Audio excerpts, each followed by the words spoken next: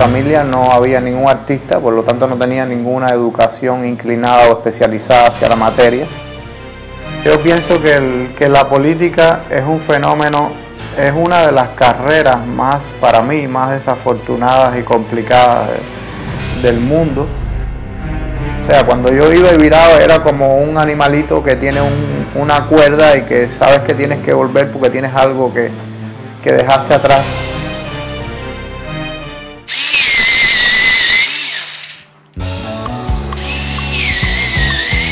El pintor Carlos Esteves pertenece a una de las últimas hornadas de artistas que han abandonado la isla. Cuenta Carlos que inició su vocación a los 11 años en una escuelita de barrio. Yo fui allí con un amigo de barrio que su papá lo llevó para hacer los exámenes. Más bien fui por diversión, lo acompañé y yo también hice los exámenes y milagrosamente pasé.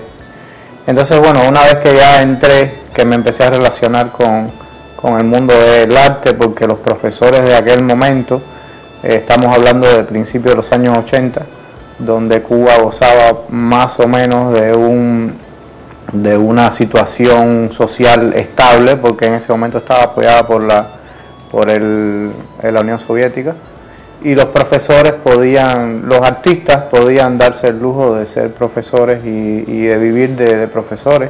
Entonces inmediatamente me relacioné con personas como Julio Antonio Pérez, que fue uno de mis profesores más importantes, ahora amigo y colega, que vive aquí en Miami, Emilio Rodríguez, Elso Padilla, Fernando García, que también vive aquí en Miami, Lourdes Porrata, la esposa, Lara, bueno, una cantidad de gente que eran artistas importantes de ese momento y que, bueno, daban clases y compartieron sus conocimientos con los estudiantes. Entonces, inmediatamente que empecé, pues me apasionó la materia y me conduje por ese camino.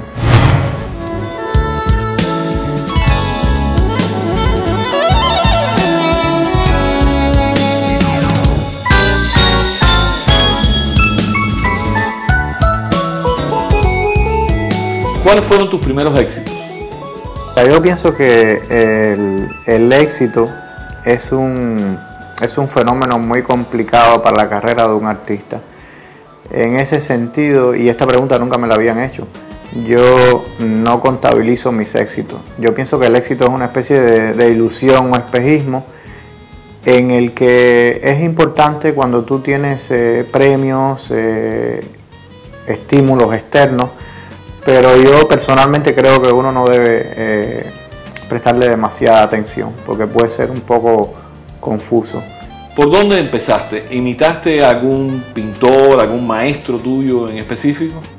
Uno al principio pues empieza imitando a sus profesores, a la gente que tiene más cercana y a los artistas que esos profesores te recomiendan, porque yo recuerdo que cuando yo empecé pues era parte de la pedagogía personal de esos artistas vincularnos con la historia del arte y con los movimientos del arte más actuales.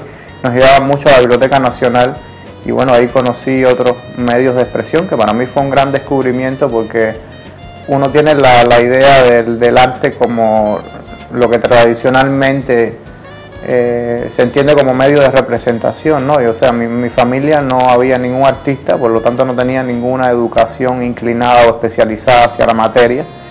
Y para mí fue un descubrimiento increíble descubrir a David Hockney, a Francis Bacon, a Dubuffet, que eran quizás los artistas preferidos de Julio Pérez, por ejemplo. Y entonces al principio mi trabajo estaba muy vinculado a la gráfica infantil, también a la gráfica primitiva, el mundo de los outsiders, y yo por cuestiones personales visitaba mucho un hospital de enfermos mentales y entonces me relacionaba con los pacientes y ellos me hacían dibujos, me hacían escritos. Y la primera etapa de mi obra, temprana, yo era un estudiante, no considero todavía que le puede llamar obra, se relaciona mucho a ese tipo de trabajo. Carlos me dice que a su generación plástica la llaman la generación del camuflaje. Después de los intensos periodos de arte calle comandados por Aldito Menéndez, hijo del pintor del mismo nombre, en la plástica el cinismo ha imperado. Yo pienso que ese fue el periodo más radical, ¿no? Que esta gente pues no creía en nada, y todavía la generación anterior, la generación de los 80, tuvo un carácter muy experimental y significó una gran apertura para la plástica cubana, pero todavía como que conservaba la forma, ¿no? Un poco el juego ese con la institución, y no fue una rebelión tan frontal como lo fue el grupo este de Artecalle, que fue algo totalmente radical. O sea, fue arrasar con todo, no creer en nada, y bueno, se hicieron cosas increíbles como este performance.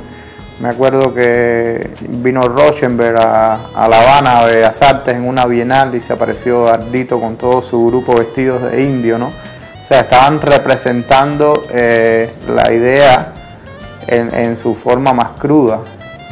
Y me parece que hoy, o sea, yo llevo 3 años afuera de Cuba, pero me parece que incluso ese camino se ha llevado a los grados más superlativos, ¿no? Está el grupo este de Porno para Ricardo, que yo creo que es lo más radical, no sé. A mí no me gusta la política, pero yo le gusto a ella, compañero.